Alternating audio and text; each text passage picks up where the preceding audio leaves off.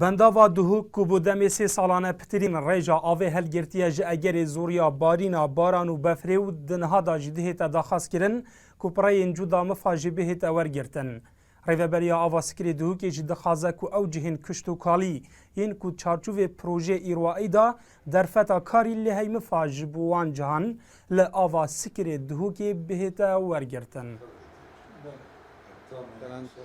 ام پیشنیار کن که او قناة ایروایی اول بری لغو بی هند عرض درستن ید باشن ید ماین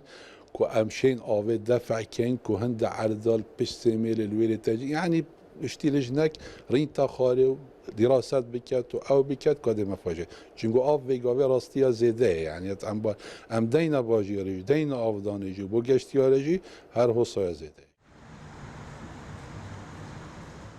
هیویدارین هاری کاری داده دکرن کو شلک داده دکرن و جه که کوسا کو خلق قصدوری بکردن همش دروی بنا بری و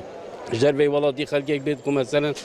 ودناف ما خدا کو ام همی قصدوری بکرد. ویگاوی تونشی وی آوه اگه هبیجی آف تونشی وی آوه بزراعتی بکار بینی چون که شارزایی که بواری درست کردن و سخبری کردن بنداوانجی آماجی به هندی دیگه کو آوا بنداوا دهوکی جبو کرتی کشتو کالی وک پیویز درفت نمایو. پیتوی دزانید جالی گشت و گذاری و مفاجئ بهت ورگرتن. باشترین حل اوه هند چون مصرف وساجی ناشید نفقه کلوی چای کما کابید کاشت بجنی بون منطقه برجینی نفقه کلی چی کنن جو که آوه نکسد سپنای چید کن آوه شویری بینن آشخابیری و بین اساسات دور که هم دی روشه که گشت و گذاری جدی آوه کابوجی دی هویتون هر دش خابیری جیته یعنی بیشتر چی آوه چنبرکاتی به آوه چنبرکاتی چید برایمن تبدأ خلقی تبدأ دومیز و سیمیل و مسیری که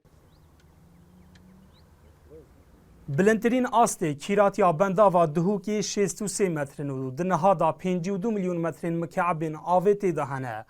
بردوام جده تا خواستن که مفاجوه آوه بهتا ورگرتن لیتانها لگوری شارزاد بیجن وک پیوست مفاجه نهاتیا ورگرتن.